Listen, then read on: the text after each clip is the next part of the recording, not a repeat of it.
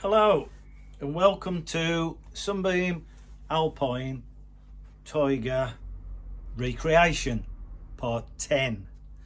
Now, we've been a little bit tied up with one or two other projects, but I'm getting there slowly, plus I've had time away, but it's just the way things go. Now in part 9 I think we got as far as bodywork in the engine bay. Well, it's all sort of ready now. I'm 90% happy with it. There's a few other little niggles, however I want to get on with the engine. Now part 10 will be sorting the engine out. It's a crate engine, 330 horsepower, as I says in the last few episodes, which is a 302. It's been dynoed, and everything's been done, even the carb's been altered to get those guaranteed figures of 330 horsepower. It may gain a little bit more when I've tinkered about with it, etc. Who knows, but that's the way it is. Now I'm going to show you now the layout and little different stages as we go along. So I hope you enjoy this this video section, part 10, whatever you want to call it. Please subscribe, tell people about it. I think I'm up to about 430 subscribers now. Be nice to get a few more, but I'm going to try and delve in depth with this engine. It's the sump's missing, the water pump's missing, the oil pump's missing. I'm going to show you a little trick what I use with priming oil pumps, etc. So I was probably be interested. I hope you enjoy it. So I'm going to show you one or two things now. But then, so we've got our selection of gaskets. Also, we've had the dipstick. The previous engine did not have a dipstick. Not sure why not. Perhaps couldn't access it, but the hole on the front of the oil pan was totally blocked off. And also, I'm not sure whether I have ordered the right oil timing chain front cover yet, but we'll see as it goes along. Now what we've got to do is remove the packaging. I've bolted the engine crane attachment onto it, so as I can actually put it on this thing and spin it over. So as what we're going to do was we start with sump first. So as we've got a brand new sump there, cork gaskets. Some of you cringe on cork gaskets. I've never had a problem with a cork gasket, in all fairness. A little bit of sealer first, then the cork on, and then a tiny little bit of sealer on the top. Just smear it out. Never had a problem. So as we go in cork gasket instead of the rubber ones. Now we got the timing cover. Also we've got seals. We've got the oil pump primer. We've got the balanced pulley, and also we've gone for stainless bolts for the manifold gasket. We got the oil pump bits. We got the timing mark thing, how it should go on. So as all in all, I think I've got absolutely everything I need apart from the water pump. I am looking for a water pump. I was in the States a few months ago, but it was just, I couldn't get it back. So I was, oh well, not to worry, I'm sure we'll get one. So I was looking at the car at the moment. It's up in the air as far as it'll go. We're all into a stage now where we can get the engine trialled and to see how it's going in there. Once I'm happy with that, then I can continue with this. So as we're going for a complete spray in, it's like a bed liner, but it's quite rock hard and flexible as well. And we're going to do all the arches, and totally underneath, the hole underneath, we're doing the same colour, blue. I've made my mind up. Lost a few sleepless nights over it, but that's the way it's going. Right then, as you can see, that if you look very closely, you can see on preparation of fitting the gaskets to this lump that I've used a very fine 1000 grit in a circular motion just on the heads. To me, it's something I've always done, and then I just do a very light smear of oil. Now these will rest on the head gasket,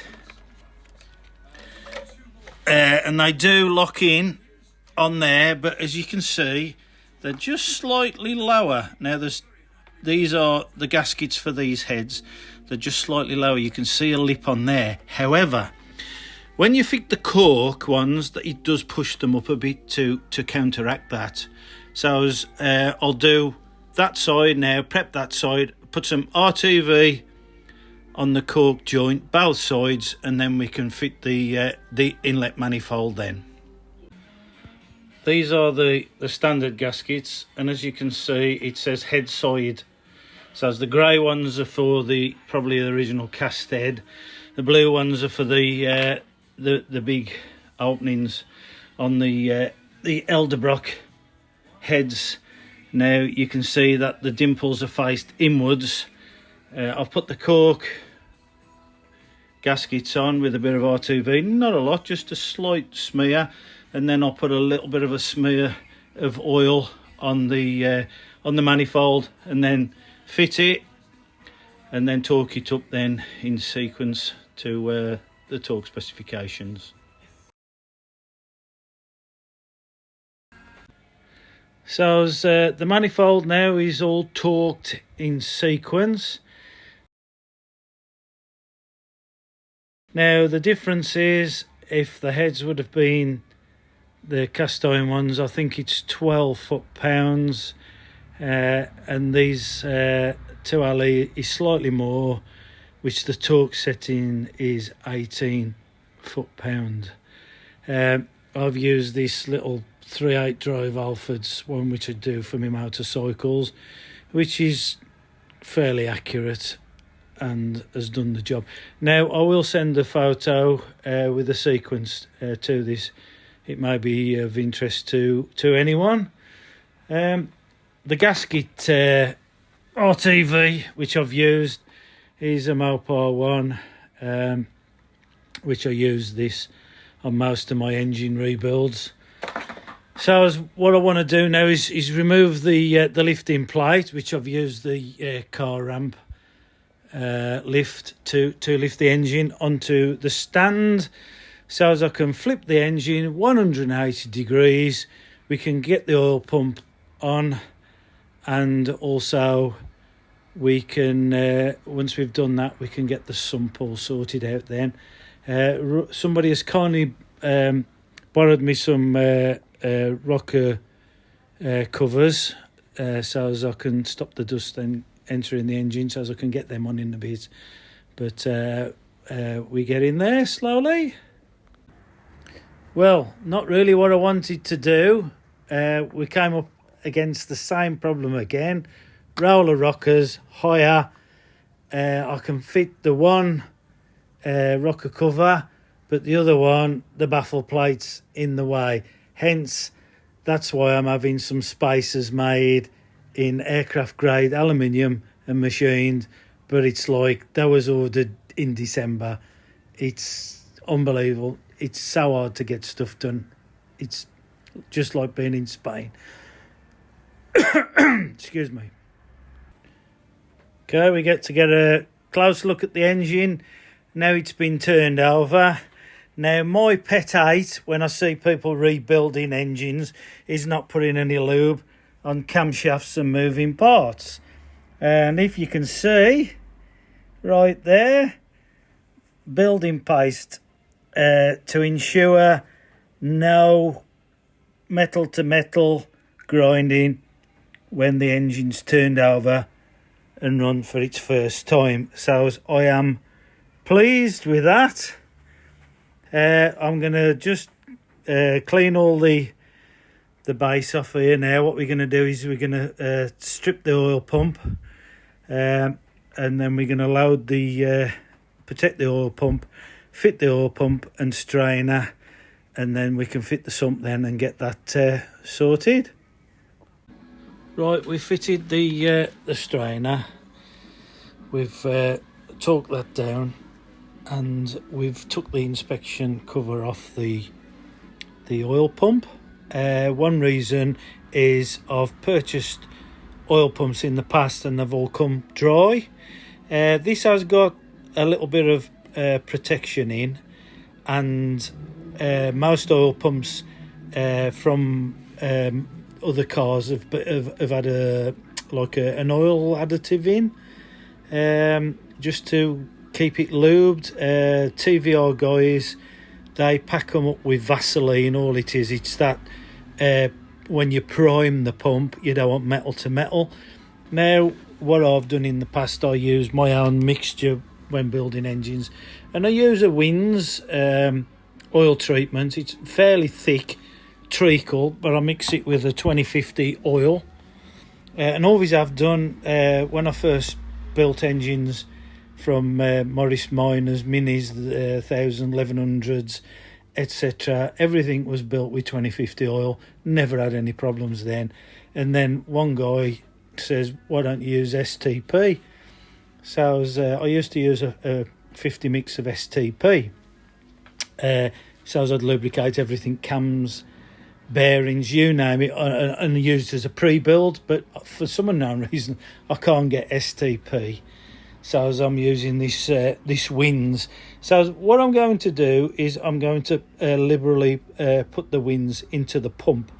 This will help it when I'm priming to get all the oil flowing through the engine, which I'll be satisfied with that.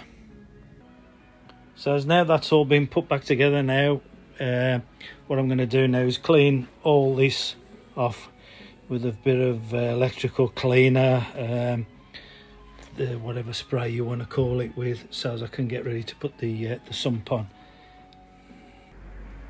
So as that's now all cleaned off now, ready to put the sump on. But first of all, what we need to do, we need to put the timing cover on. Now there's an oil slinger what goes on earlier engines. This is not going on here. And also this for the oil pump, that's coming off because obviously we're using electric oil pump. So I'm going to remove this because I just don't want it.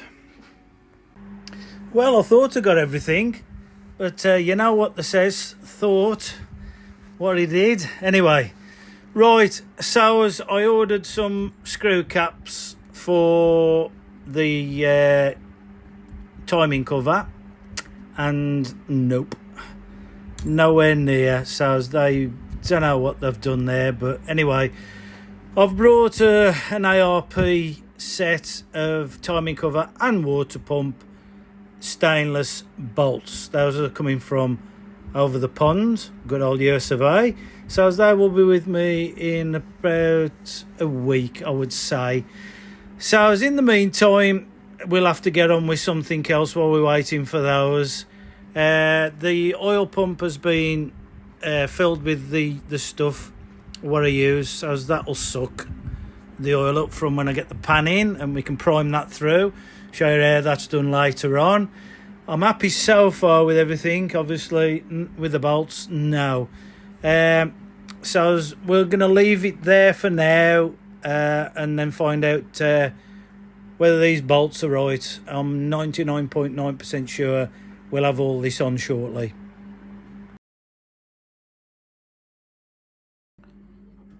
Right then, finally we've got round to doing the tops. The Tiger are powered by Ford tops. Now these are a casting, right, done by Buddy Car Castings. I'm not entirely happy with them. Now if you look on the bench, it comes with these little rivet things, which the holes don't line up, and it's an absolute nightmare. So as on the Buick, the Rover V8 versions, the baffle plates are installed with like a Phillips screwdriver. So as this one I've done earlier, these are all Loctited in, so as you ain't gonna have a problem with that at all now. So as that baffles in, this one I've just done and drilled. Obviously you can see all the swarf on there, which I shall clean out. I'll remove all the screws. I can't get to that one because it's a real bad casting. I don't know whether you can see. Let me just see if I can go to macro. Right, it's out of line. So I'd rather leave it out. And I know that 5 screws, you know, it ain't no big deal at all. So I'm happy with that now. I'll take that out and I shall put a bit of lock nut on the end of the screws, put that in, clean it, and I'm then happy with that. Now, I've been waiting for absolutely ages. It's been like about 4 months or so for some spacers. So the guy who done me 3 sets of spacers has failed to turn up with the goods. They've been cut, but they haven't been machined. So I nipped up to a local laser cutting company, and he done me some. So this then will clear the roller rockers, which was the problem why everybody leaves the baffle plate out. Now, in my experience, if you ain't got no baffle plate at high revs or medium revs, that oil's going to pour out, and what's going to happen? It's going to suck it up the carburetor. So for me, no thank you. So you can get these on eBay. I've seen them on eBay, 3.8. These are actually 8mm, which is what, 5/16 is it? 8mm, I think so. For over the pond size, but using a 1/4 quart gasket, both side will give you that clearance. So what we're going to do, we've ordered some cork gaskets, some extra ones with a steel insert. So a little bit of ATV, both sides, cork gasket, sandwich plate on, job done. We'll sort the roller rocker problem out, no problem with that. So I'm happy with that now. Got a bit of junk now to throw in the bin, but I advise anybody, if they're going to fit the baffle plates, do not use these knocking rivets. I wouldn't fancy one of them coming out and landing in my engine, would you? No. So there I go. Nothing's going to happen now. It's going to be perfect. So I can't wait to get these on now. As soon as the gaskets come, that'll be a bit more progress on there.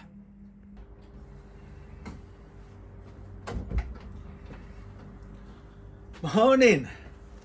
Right, we've just had 1 or 2 problems.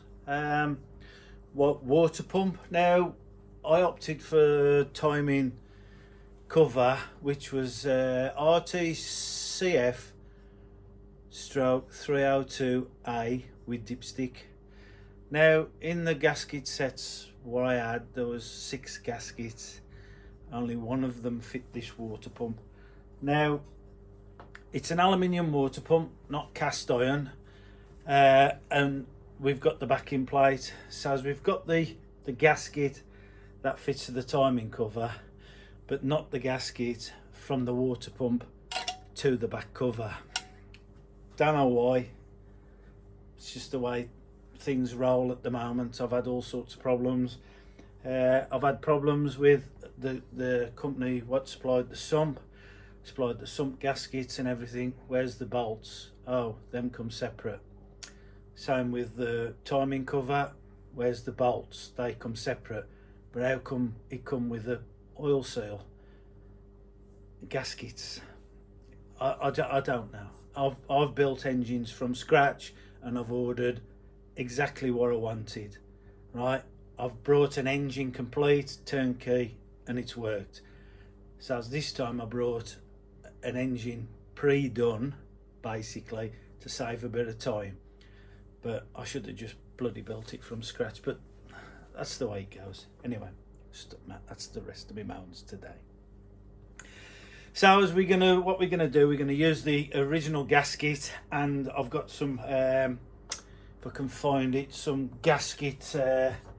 It's I don't know what this is, but it's been highly recommended. 315 degrees C, Durco HT, which is similar to like an instant gasket.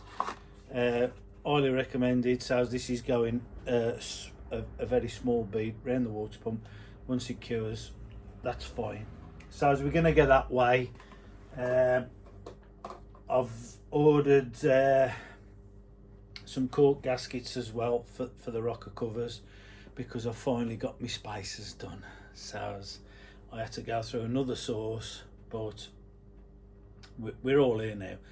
So hopefully today we'll have the engine done, ready to get the flywheel on, etc. Oh, there's another thing what I'm not happy with as well. The pulley damper. Now I put it on first. Obviously you put the pulley damper on with the timing cover loose, because you've got a slight movement of 0.5 mil or 1 millimeter, 30-second for over the pond, bit of movement, which obviously you're not going to get the seal right. So as you put the damper on, which holds it snug on the seal, and then you bolt the timing cover, and that way you know that your seal is concentric to the shaft. So it's pretty bang on. I'm not happy with the pulley damper because it went on and we had to knock it on with a rubber mallet. And to me, I think that if I get a problem and I want to pull that pulley off, I ain't going to be able to pull it, unbolt it, and then just give it a gentle tap to get it off. I think it's going to be pullers. So as my mate's coming around in a bit with a set of pullers, we're just going to pull it back off, and I'm going to clean the inside up, take a few thou off it, just so as I can, just that nice snug tight fit. And then I know then if I get a problem in the car and I've got a timing cover leak, whatever, I know I can do it, pull the radiator out the way, and I can get that pulley off by hand. So that's a bit of forward thinking there. So anyway, we're going to crack on with that, see how things go. Well, look what's arrived this morning. Been waiting for these for a few weeks, so as we can get these timing casing sorted now. But in the meantime, we've got to blank the fuel pump orosif hole, whatever you want to call it, off. So I was using this gasket. I found a bit of 6mm quarter aluminium, and we'll make a little cover for that, a shut off cover, blank, whatever you want to call it. So as we've got something now we can crack on with. Right then, sumps on. We've done cork gasket, we've done a slight smear of silicone both sides, we've bolted it down so as the spring washers have just nipped up, and then quarter of a turn. That's all you really need on a cork gasket. Some people, whoa, they tighten them up, and what happens? They leak. These cork gaskets are no good. Never had a problem. When the engine started, a few cycles hot cold, just go underneath the car with a screwdriver and just do a quarter of a turn with your wrist, and it's fine. You should not get any oil leaks at all, and like I say, I've never had a problem. Now I'm happy now that that's on. We've used all nice stainless bolts, 516 UNC I think they are, to set that off. So we're going to flip the engine back over and crack on with the top. I still haven't took the damper off yet. I'm just waiting for the puller. I'm going to pull that off. Now, I says before about the ARP bolts for the water pump and timing cover. Now then, let me just show you the part number of these, because that was absolutely wrong. So as we had these, part number, aluminium water pump front for the aluminium water pump, which I thought was for this 302. No, it wasn't. Some of them was too long, basically. So what we've had to do is cut a few down, and one I've had to use a different one because it was short. I think there was actually two bolts short in the kit. Everything else is gone in. The timing marker's gone in the correct place. Everything's been torqued down to about 20 foot-pounds, 18 to 22 foot-pounds. I think the recommendation was. So I probably replace that one later on with a couple of ARPs. I know I've got the measurements off them. That's nice now, all torqued down, beautiful. So I'm happy with that. Okay, we got the rocker covered tops on with a spacer, 8mm, 516. Quarter gaskets. That was the thickest quarter gaskets you could find. It's just given me about 30 seconds of clearance from the top, something like 0.5 mm. It's quite close, but I shall put a bit of marker on the top just to see where it is, because the sensors do not move, so I don't think there's going to be a problem there at all. Now, if anybody wants to know the thicker gasket code, is 1613, and the Fel Pro gasket set. I did that. I've put the quarter one on that side, whatever it is, and just the standard one on the other side. I'm not sure, but you know, it is what it is. Either that or you put the forward tops on. But I do prefer these, in all fairness. So that's the way we're going. I could go a step further. I could TIG weld all these onto the castings all the way around, but that's fine. If it works, I'm happy with that. Now, I've had a bit of a fun with the pulley. Now, I've fitted several pulleys before on all sorts of different engines, and yep, they've been a tight fit.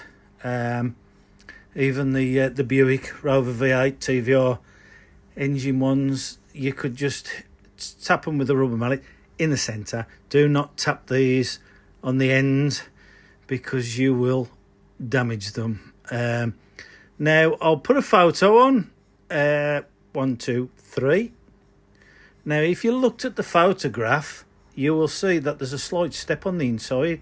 Now, I rung the company up who supplied me with the pulley, asking what was the reason for this step.